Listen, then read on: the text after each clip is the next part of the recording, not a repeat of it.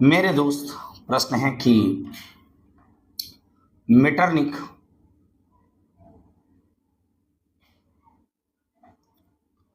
Metternich कौन था? यूरोपीय इतिहास में वह क्यों विख्यात है? ये प्रश्न है। तो मेरे दोस्त, जब 2 नंबर के लिए डाटा पूछा जाएगा तो इसको हम समझेंगे अभी थोड़ा देर पहले, और बाद में इसको अभी थोड़ा देर के लिए हटाते हैं। यदि यही प्रश्न आगे पूछ लिया जाए, यदि 5 नंबर के लिए, तो क्या करेंगे? तो ध्यान दीजिएगा, मेटरनिख का जन्म जो है 15 मई 1773 को हुआ था। कब? 15 मई 1773 को इसका जन्म हुआ था। 15 मई 1773 को कहां पर? तो ऑस्ट्रिया में हुआ था। इनका जन्म कहां हुआ था? ऑस्ट्रिया। तो इसका जन्म ऑस्ट्रिया में कहां हुआ था भाई? ऑस्ट्रिया में एक जगह है, एक नगर है, काबेल्जी या काबलेजी करके भी कहीं कहीं लिखता है, इसे याद रखिएगा। ये नहीं भी याद रखिएगा तो चलेगा। ऑस्ट्रिया में जन्म हुआ था। और इसकी मृत्यु की बात की जाए तो 11 जून 1858 को। अब देखिए, ये जो नेपोलियन है, यह ऑस्ट्रिया का चांसलर बना। ऑस्ट्रिया का चांसलर था। ये कौन था मुख्य रूप से? तो ऑस्ट्रिया का चांसलर। ऑस्ट्रिया का चांसलर, यदि चांसलर ना समझ में आए तो इतना समझिए, यहां पर जो प्रधानमंत्री का पद है ऑस्ट्रिया में, वो उस वक्त चांसलर का पद हुआ करता था। ओके, आगे बढ़ते हैं और चीजों को समझने का प्रयास करते हैं।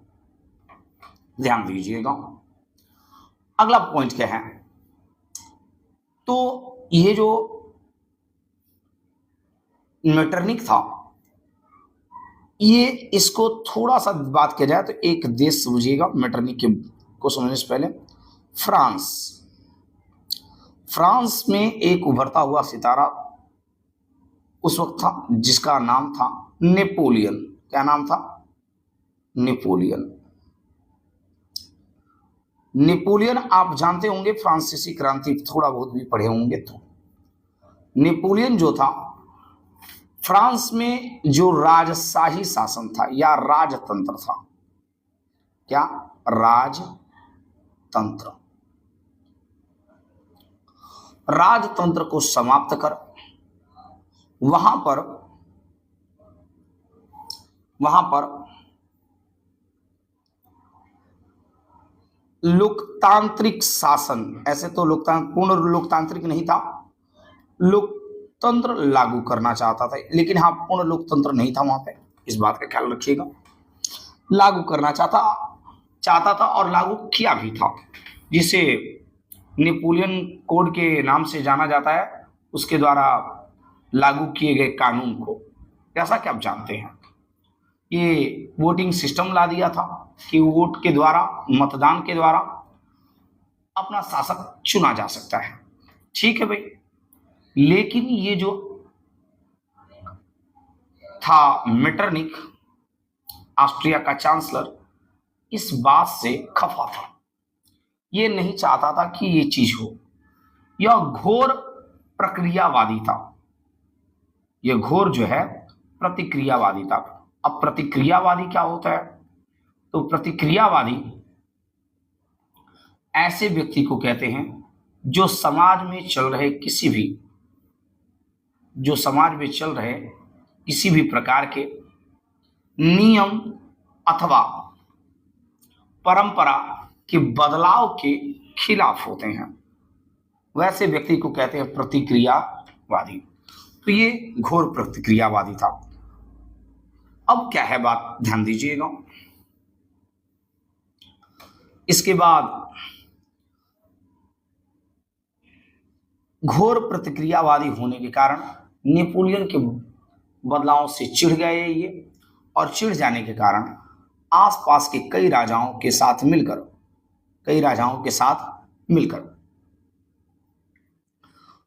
नेपोलियन के साथ 1815 में एक युद्ध लड़ा जाता है, जिस युद्ध को कहते हैं वाटरलू का युद्ध। क्या कहते हैं? वाटरलू का युद्ध। नेपोलियन के द्वारा यह लड़ा जाता है वाटरलू का युद्ध। और इस युद्ध में बात की जाए तो ये जो नेपोलियन है ये हार जाता है। नेपोलियन जो है ये युद्ध हार जाता है। आज जब नेपोलियन युद्ध हार जाता है तो इस पर कब्जा हो जाता है किसका, और किससे हारता है? तो ये वाटरलू का युद्ध जो हुआ नेपोलियन और मेटरनिख के साथ और भी आसपास के राजा लोग थे, आसपास के शासक थे। तो मुख्य रूप से जीतता कौन है? मेटरनिख। जब मेटरनिख जीतता है तो जीते हुए क्षेत्रों में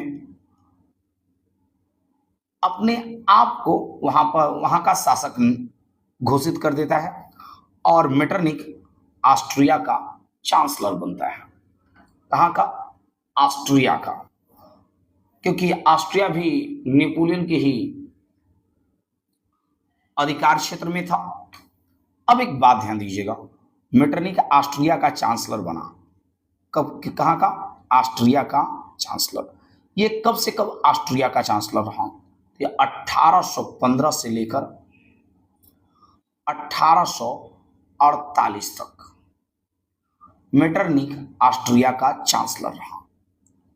कब से कब तक? 1815 से लेकर 1848 तक। तो ये जो शासनकाल है 1815 से लेकर 1848, इस शासनकाल को मेटरनिख युग कहा जाता है। कौन सा युग कहा जाता है? मेटरनिख युग कहा जाता है। अब इन शब्दों के द्वारा आप क्वेश्चन को बड़ा जो क्वेश्चन है 5 नंबर के लिए, उसको आप थोड़ा लिख सकते हैं, शब्दों में पिरो दीजिएगा। हाँ, 2 नंबर के लिए क्वेश्चन के लिए आप इसको पढ़ लीजिए एक बार। क्या है जी? मेटरनिख कौन था? ये चीजें समझ में आ जाएगा। आप जो नीचे पढ़े हैं सारा कुछ कि मेटरनिख कौन था, इस प्रश्न का जवाब देना है। ओके, तो मेटरनिख ऑस्ट्रिया का चांसलर था।